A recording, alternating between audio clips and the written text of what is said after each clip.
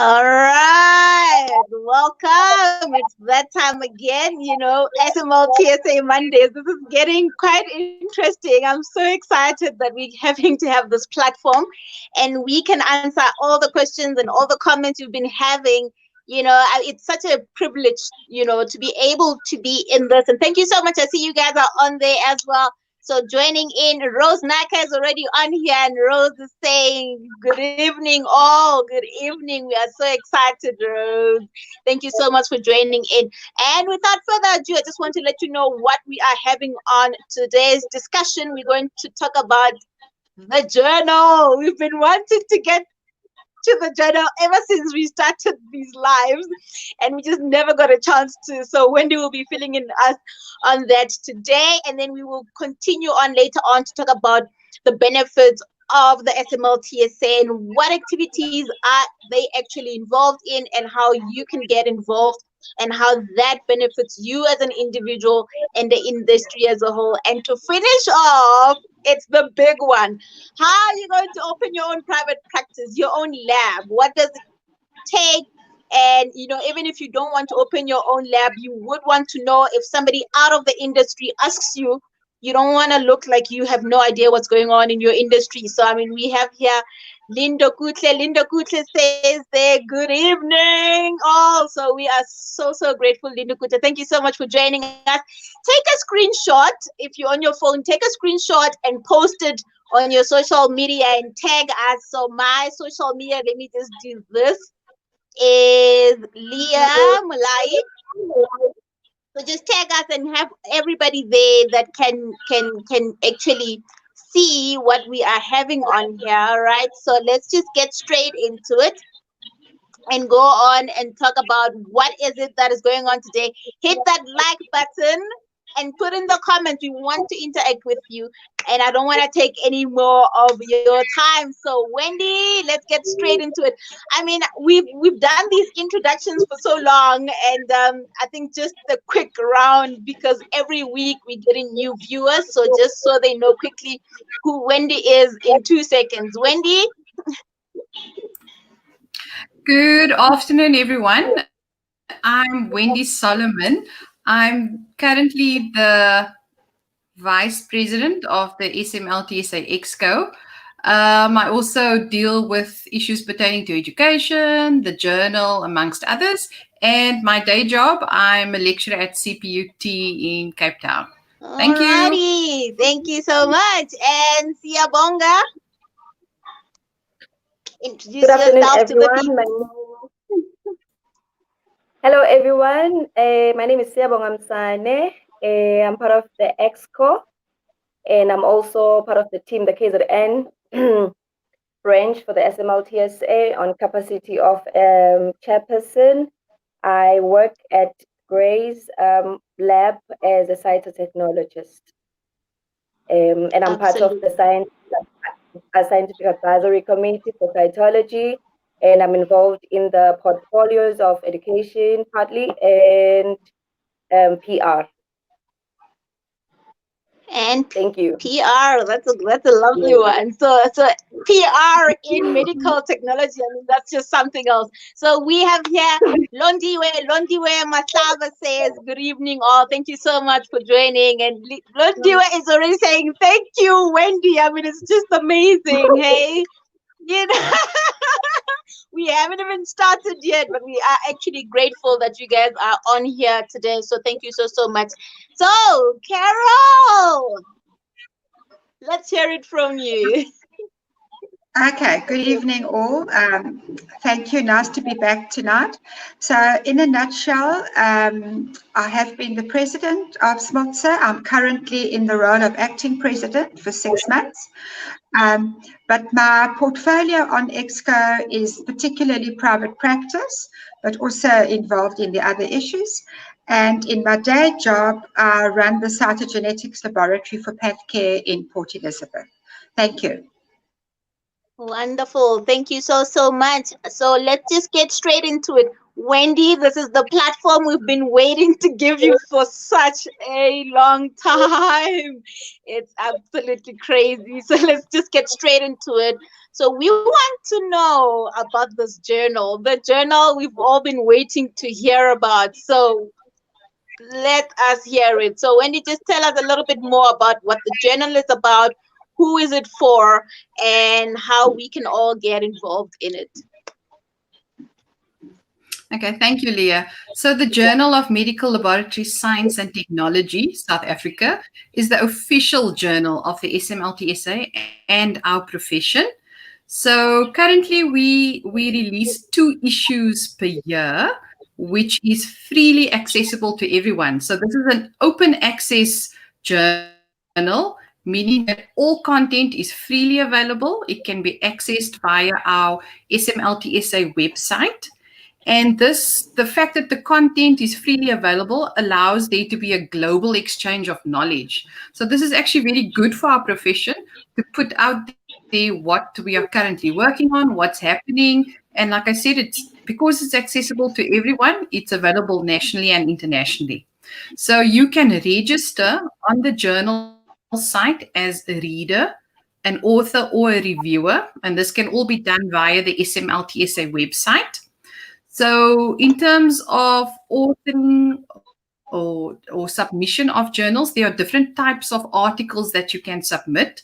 So first of all, you can submit a research article. So this is an article where you've conducted research and you basically write up the aim, the method, the results you obtained. You discuss the relevance of your findings, and then also very importantly, ethics. We need to see that it was ethically approved by whichever institution you conducted your research. Then we also have review articles. They can be slightly longer, approximately 5,000 words, and this is where you review a topic of your choice and basically preferably showing the latest advances in your field or in that topic. And very important here is your references that you use in this review should be the most updated. So preferably 5 to 10 years on the last 5 to 10 years information on that topic, but this will also vary depending on what your topic is. Then you can also submit case reports and technical reports. These are slightly shorter. You can also submit a book review, and this is where you review a book related to the medical laboratory field or the education of our field. You can also submit correspondence to the editor. So this could be in the form of a letter to the editor. And we encourage this because this is a platform that allows you to refer back to things that were discussed in an article that was published and open a platform of discussion. So you can comment on it or add information. So we encourage that. Then very importantly, all submissions to the journal is peer reviewed. So this allows us to maintain a standard of the journal. So each submission is allocated to 2 peer reviewers. And just to point out upfront that this peer review process is double-blinded. This means that the peer reviewers do not know who the authors of the articles are, and also the authors do not know who the peer reviewers are. So this process occurs anonymously for both authors and peer reviewers, and that is just to avoid bias. Then things that we look at during the peer review would be things like ethics. Was ethics taken into consideration? Was the method relevant for this particular study? Was appropriate statistics used? Was good scientific writing used? Is the content of the article relevant to our field or to the journal? And then also peer reviewing is also good for highlighting areas of improvement. So people shouldn't see this as negative criticism, but rather see it as a way of improving your writing and your research skills. Then in terms of CPD, you can also gain Cpd points through the journal. So as a reader, once you've read through the articles in an issue, you can complete a Cpd questionnaire, which is usually found at the end of the journal. And this can be done either on the hard copy of the journal, or nowadays we prefer the electronic version. So you can access this via the MP consulting, and all the details are usually on the questionnaire. So a reader can be awarded 3 CPD points for completing the questionnaire. And all the questions are based on the articles in that particular issue. Then authors who have submitted articles which have been published, the main author can get 15 CPD points, whereas all the co-authors for that particular article can be awarded 5 CPD points. Then if you've been involved in peer reviewing, you can also get 3 CPD points for each article that you've peer reviewed. So as you can see, that's where the educational aspect also comes in for the journal. So whether an author or reviewer, there is continuous professional development involved in that process. Then just very briefly, you can also advertise in our journal. And this is more aimed at companies if they want to advertise the products that they market or sell. So equipment, reagents, consumables, or even institutions who offer training can also advertise in our journal. So if anyone wants any additional information regarding this, they can contact our office administrator or just visit our website. So just to maybe sum up, so we release 2 issues a year, one in the first half, one in the second half of the year. It's freely accessible. Our editor for this journal is Professor Glenda Davison, and our sub-editor at the moment is Dr. Francois Smith. They are both registered medical technologists. So this journal really is run by medical technologists for the medical laboratory science profession. So I just want to encourage everyone to register on the journal site. Even if you just start out by registering as a reader, that's fine. But think about becoming a reviewer, because we need reviewers with experience in all disciplines, because we receive a wide variety of articles. And the way things are currently going, we might have to very good submission rate for the journal. So at the moment, there are 2 issues, but this might increase depending on the demand that we receive.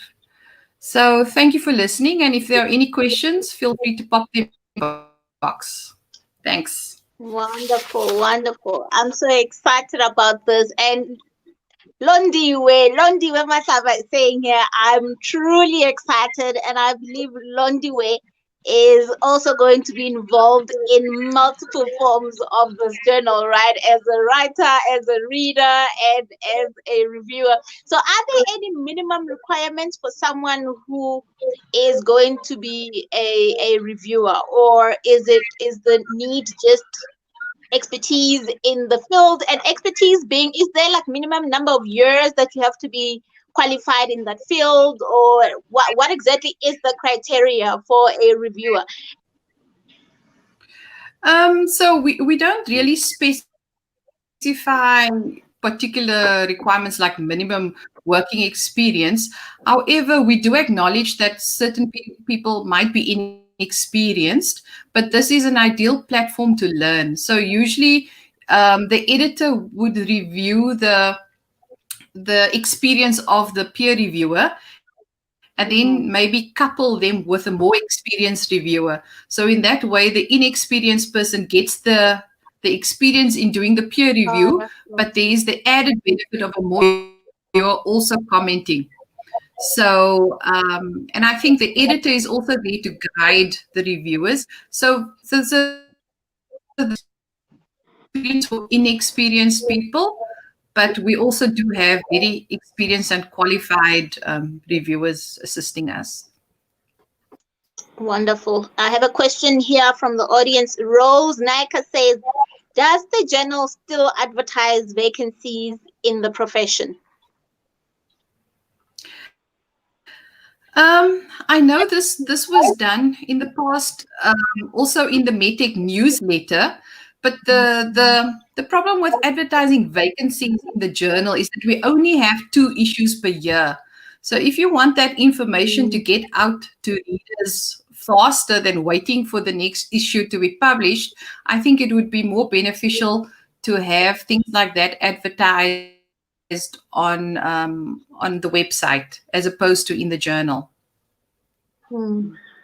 Yeah, I think using things like social media or LinkedIn or job posting sites, I think that would still be yeah, or the Facebook group we have. I see a lot of people are getting jobs from the Facebook group itself. So you literally having a group of medical technologists who are already in there and they know each other.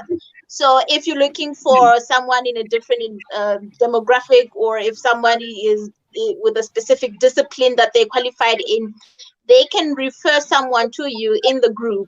So it might be easier to use some of those platforms, and you will still obviously go through the same regular screening that you would go through. But I think it's really at a time where you can find people easily grouped in one place.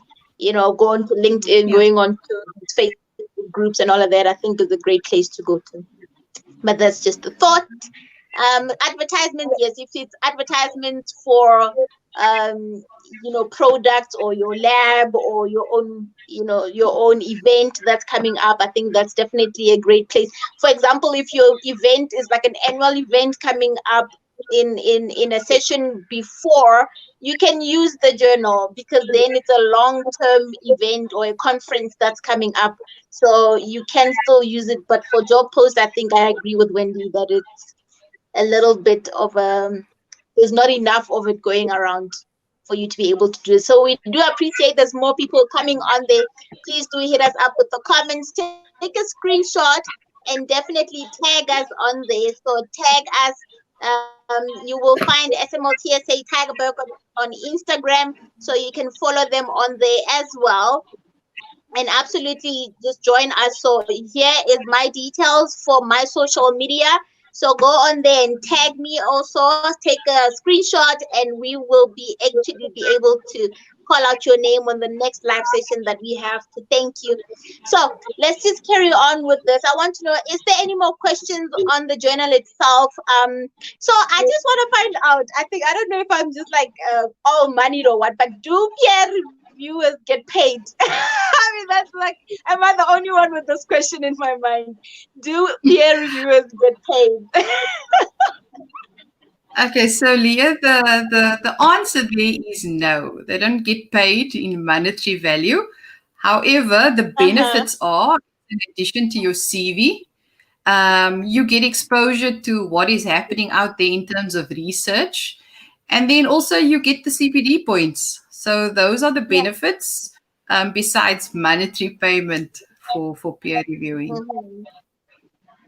So it's definitely great for you to have it on your CV to say that you are a peer reviewer for, a certain discipline. And I think that definitely puts you up there as a thought leader in your industry, in your discipline. And I think it's a great perk to have on your CV. Let us know if there's any other benefit that we might have missed out on actually being part of this journal. And I think it's a great thing for you to be able to, so for those that are still in institutions doing their masters, their PhDs, their postdocs, who can certainly take advantage of this, so we can be able to show our research out there on an international level. And I think it's really great. So just to perhaps add there, Leah, most people doing a master's or a doctoral degree have to submit, have to publish an article as part of their thesis or their studies. So this journal is a good platform for you to submit your thesis publications to add to your final presentation. So definitely it's a platform for that as well. Absolutely amazing. So we do really appreciate that, because it's to get approval onto these journals is like madness. Okay, so we want to know that we have something that we can use that is local but is also internationally recognized. So that's actually a plus, definitely. So put in the comments in there, let us know if there's anything else you want to know and touch on this topic of the journal. So really, that is something that we want to take advantage of. If you have any further questions, we always continue the discussion in the Facebook groups also. So right now we're moving on to Siyabonga. You've been waiting. So Yes. Siyabonga, just want you to touch on a little bit before we, so stay on. We're going to discuss the private labs and how you can open your own private labs right at the end of the session. Right now, we want to talk a little bit more about the PR levels and what you guys have been involved in as SMLTSA and what actually are the benefits of being a member of the SMLTSA. One of the benefits Wendy has just highlighted and gone to depth with the journal, being part of the journal. But I'd like to start on the benefits of being part of the SMLTSA actually start at a student level, as opposed to what we know that it's people who are working, you know. So it's students join, and for the duration of their studies, you will pay a once-off fee. I think it's 235. And for the duration of your studies, you are part of the SMLTSA, so you pay that once-off fee. And the benefits in that space are you get to be part of the congresses. The congresses, we have congresses at a national level, which is hosted once in 2 years. And then we have congresses, mini congresses at branch level. So students can be part of that. The benefits of that is that you get to meet your future employers. If should you, and you get to be part of it. That if you want to do a presentation, you do it. There are Cpd points, and also being part of that exercise is good for your CV. And also you get to see, especially at the congresses, you get to see what is happening in terms of the new innovations, the technologies, because with the people that we normally host at our congresses, that our stakeholders are people from the trade, it is the people from our institutions, it is the people from the workspace, so which are the people who matter, because at the end of the day, we are the voice of all medical lab professionals. So moving on to a person who's working now in a workspace, being part of the SMLTSA, you also get to benefit in terms of attending congresses. Even if in attending those congresses, if you're a member, there's also a discount. You know, there's also a discount, and even if you're a member, you get to attend Cpd activities that are arranged at branch level free of charge. That is a benefit as well. And also, if I can just touch on the one aspect of what we are all about, the education aspect. It's a very broad and interesting part. What I'd like to touch on is that for a person who's doing her internship or who's about to write their board exam, that paper needs to be set by someone. So that means we need an examiner in the equation. That means an examiner has to know what the syllabi is and what is current. And that information you get by interacting with UOTs, the trade, and also the workspace. So there's a lot of opportunities that are there in terms of being involved in the syllabi. If I can just explain, we have the Scientific Advisory Committee, which is representative of each and every discipline that we have. And in those committees, that's where your exams are set. That is where a new developments are made in terms of the syllabi. If I can just make an example, I'll have a bias towards cytology because that's my specialty. We recently, there's a new development in terms of our preparation, the liquid-based cytology that has been implemented recently. that means we still have to go back and update our syllabi, because each and every one of the aspects of our workspace and needs to communicate. So that is why we need to, these things need to communicate to each other. So with the LBC is a new technique of preparing specimens in cytology. So when that came through, we had a conventional pattern in place, which means now the exams that were written, they were focusing on your conventionals. So with the new innovations, that means we have to go back, to our syllabi, update it, so that it all communicates, you see. So that's another role. So the SAC has that responsibility, and they go and report all of this to the National Executive Committee, who are involved with the HPCSA, and also all that we do needs to feed onto what the HPCSA subscribes to, and also what the Department of Health subscribes to, and also what the universities of technologies are doing. All of these things need to communicate at the end of the day.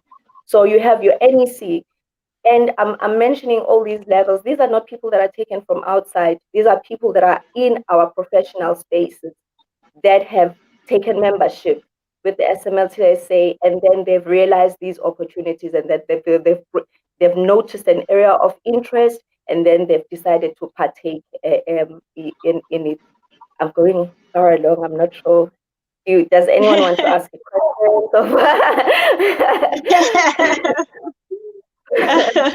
So we have no questions yet at the moment, but I think it's well explained to say what is it that you actually have to go through for you to be able to bring this cohesion that has to be there on all levels. Carol, is there anything you want to add to that? I'd just like to echo what Sia has said. Thank you for that, Sia. I think you've put all the advantages together very nicely. But I just want to say one thing, and that, we often hear this. What does SMLTSA do for you? And I just want to say what I always say, is that it's not some imaginary body out there with fairies getting the syllabi, putting the exams together, and all that goes in that. These are actually people who've got involved in all the industries, from all the different laboratories, from all the different disciplines. And if you want to get involved, there is a little space for you. Either, as Wendy has said, on the journal side, which is the academic side, on the education side, join one of the scientific advisory committees, just become a member of SMLTSA, become involved in your branch, organize CPD activities. There's no block, no one is being blocked. You are free to join your branch and say, let's have a talk on whatever, XYZ, and invite your colleagues and make it part of a living association. So that's just my 5 cents on it. Thank you. All right. Thank you so much. And Wendy, what is your take on this?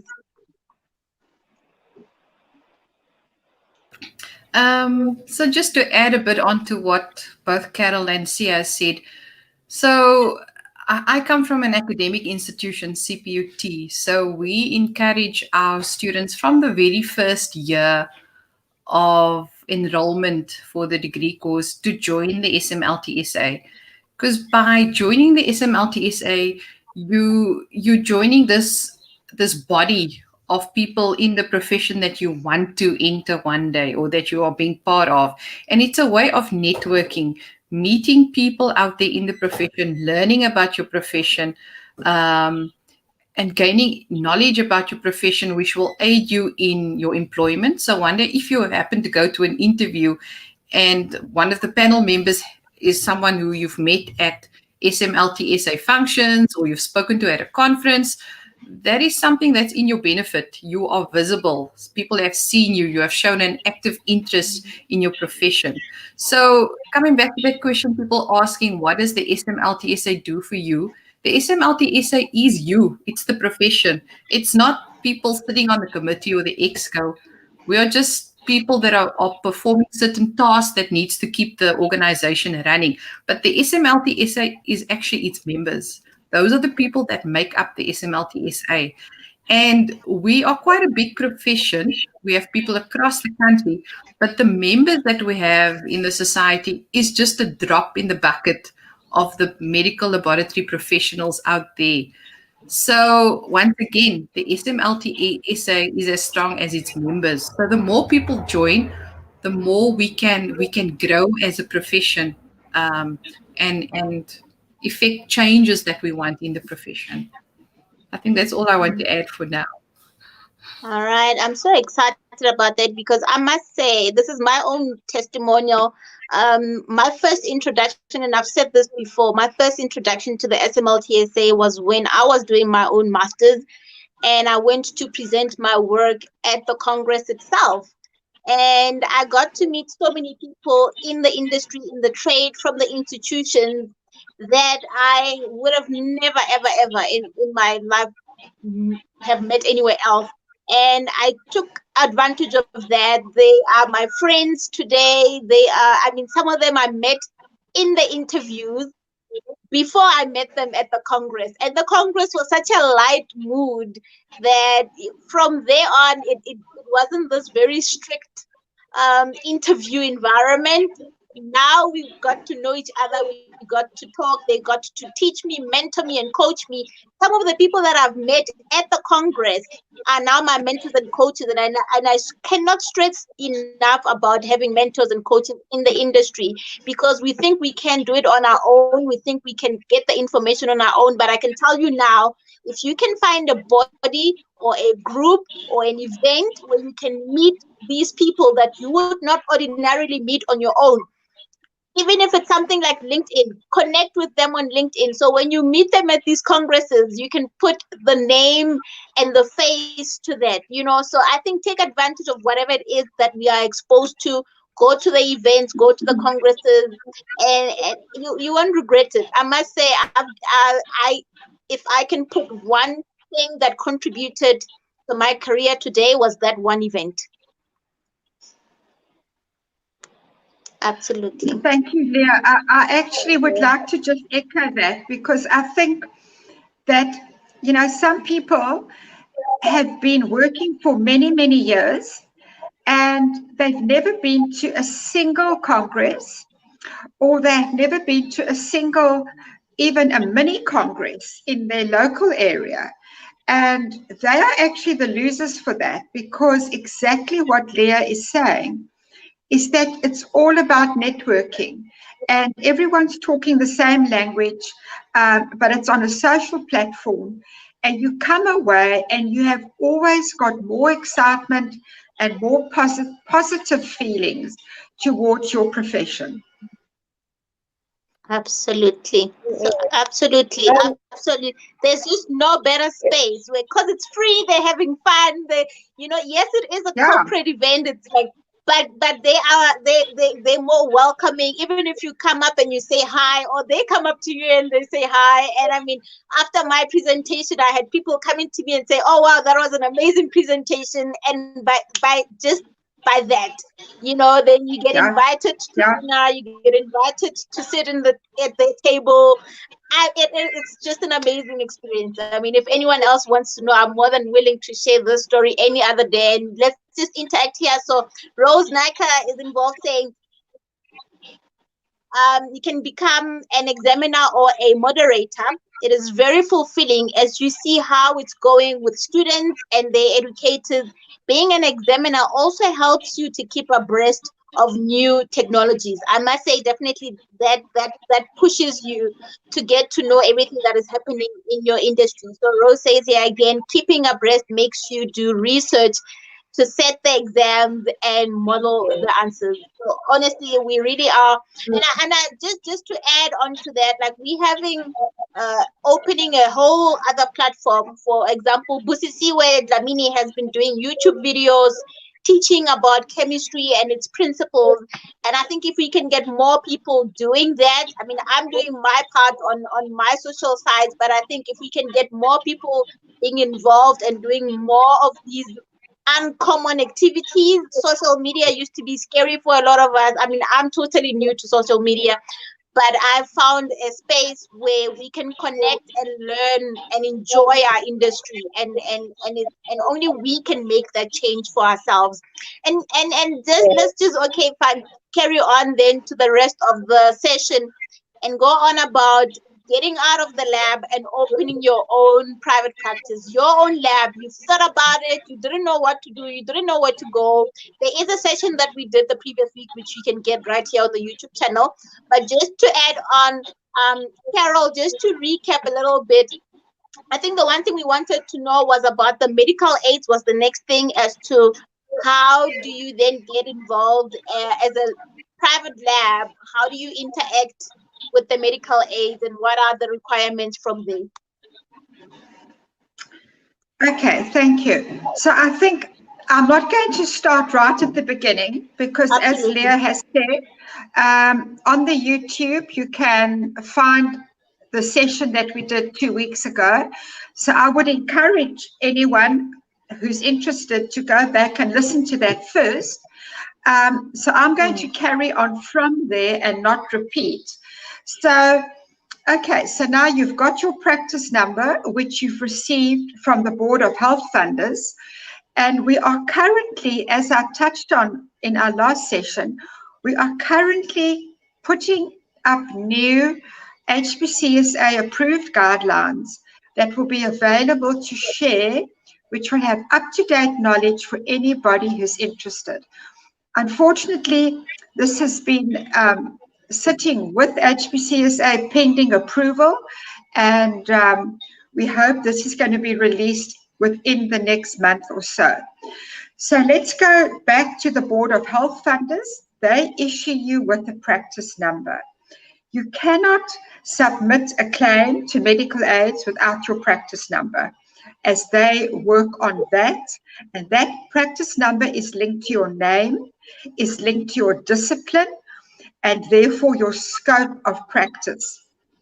So we are also again working with the Board of Health Funders to see how we can better assist and get this area of private practice running smoother, with more support and more information out there. And we're actually moving into quite an exciting time where we've got good correlation now with Board of Health Funders again. What I would like to chat a little bit about is that many practices who have opened, they might battle with medical aid schemes. They might battle with getting their full medical aid submissions paid out. Sometimes the fault lies with the medical aid scheme, and sometimes it lies with our medtechs in private practice. You need to submit with the correct codes, and there are challenges with this in recent years, because in the past, on an annual basis, the Department of Health used to release a set of tariff code guidelines, and that used to happen until approximately 8 or 10 years ago. Since then, that standardized guideline is run more by GEMS and Discovery. They are the two main medical aids with the bulk of members, and the tariffs are guided more by those two institutions. Okay. MedScheme is also a very large medical aid service provider. And again, when you're in private practice, you will then on a daily basis be liaising with these big groups. Discovery, GEMS, and MedScheme will be your three biggest groups that you would be liaising with. All three of these groups do approach SMLTSA from time to time as to say, I'm getting claims from this group.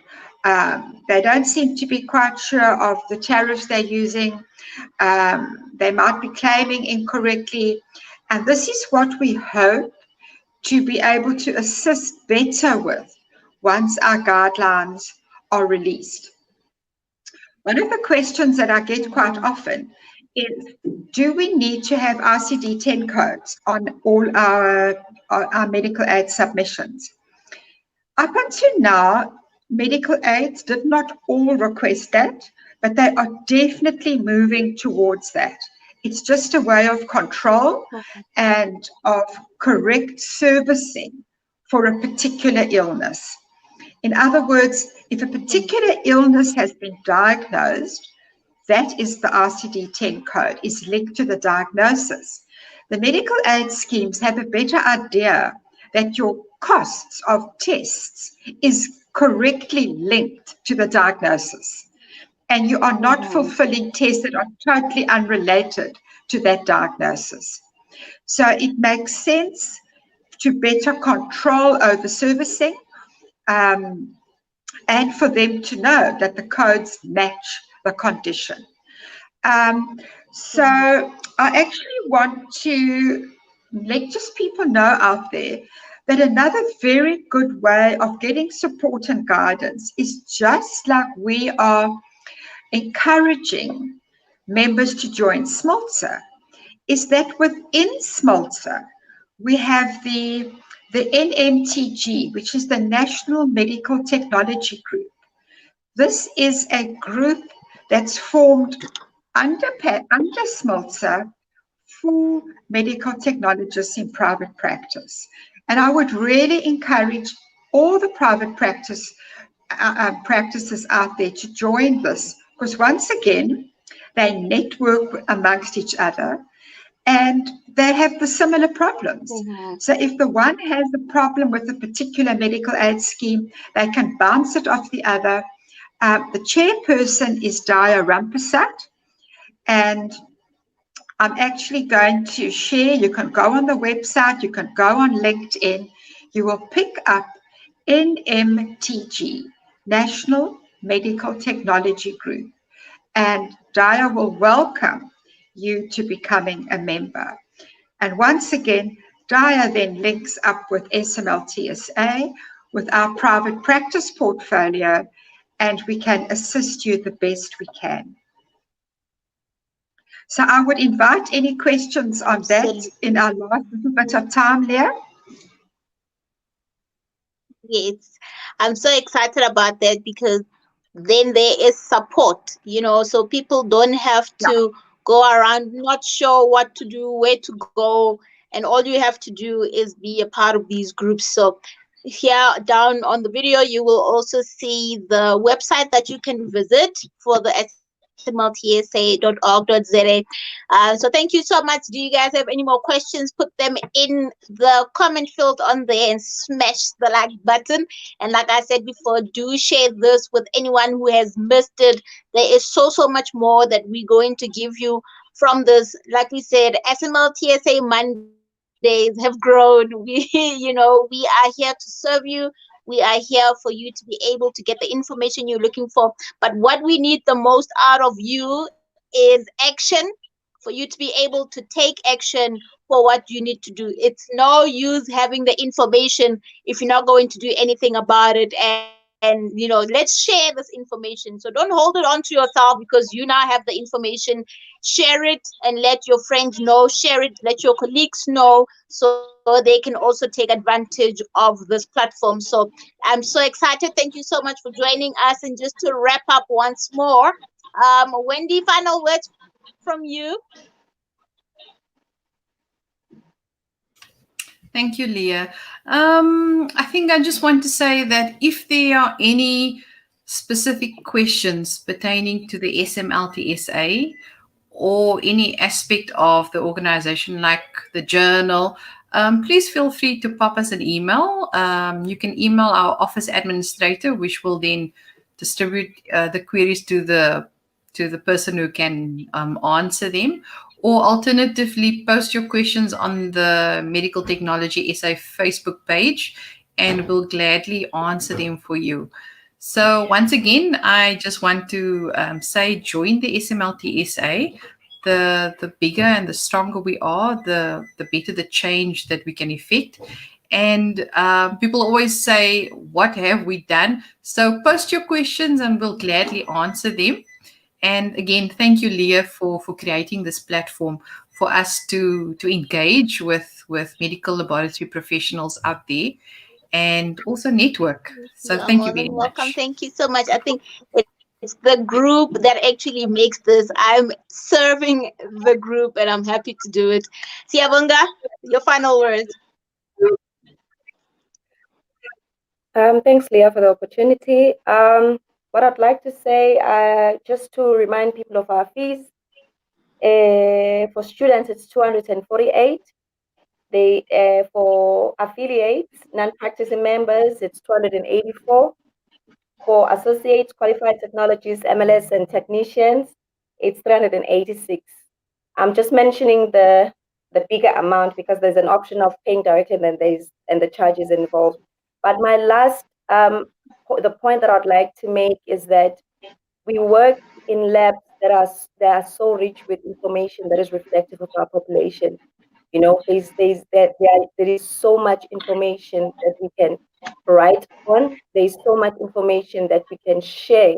You know, that maybe you'd find one would assume that it's there's so much new information in terms of diagnosis, in terms of discoveries, in terms of, you know, I can mention a lot that people can write on and bring it to us to know, you know, as colleagues through Cpd Points and through journals. So I would like to people to encourage people that yes, you work in a written lab. I've said this before, but do not take what you see on a daily basis lightly, because the fact that you may be accustomed or maybe seeing it in that lab, maybe another lab needs to know about it. Maybe other people in other provinces need to know about it. So let's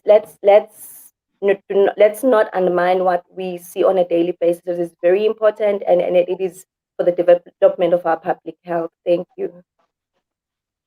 Oh, thank you so much. And we have a comment here from Lindo Kuhle. Lindo Kuhle says here, wow, what an informative session. Thank you, panel. I am more interested in the journal and would like to know more about it.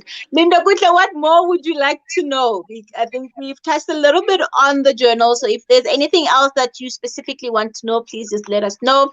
So Lindo Kuhle says here, I am passionate about education and research. Yeah, we'll be getting in touch with you more with regards to this. All right, so Linda Kuhle will get in touch with yes, to find out more exactly what it is that you're looking for. And if it's something that is shareable, Siyabonga, please do share it on the group to say this was a question that came up, so that if Linda Kuhle has a question, someone else might have it too. All right, so Carol, final words from you. Once again, thank you, Leah. I think these sessions are great, and I think this SMLTSA Monday is really growing. Absolutely. So and you look very beautiful, Carol. Oh, wow.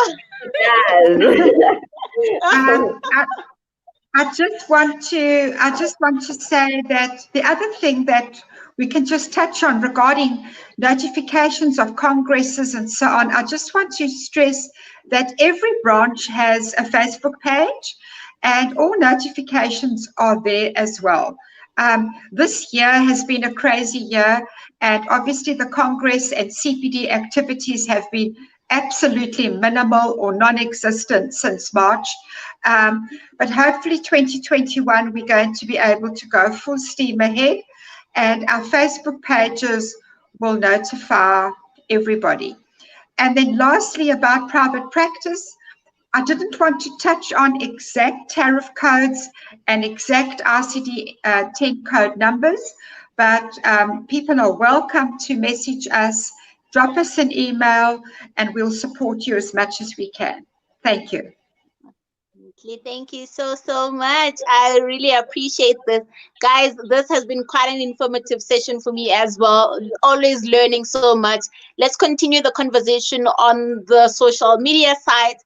Follow us on here. Follow SMLTSA Tigerberg also on Instagram, and just go and be a part of something big, something great. And once again, we thank you so much. Keep the love going. Share this with those who have not seen it. And from all of us here, much love. Bye. Bye-bye. Bye-bye. Bye.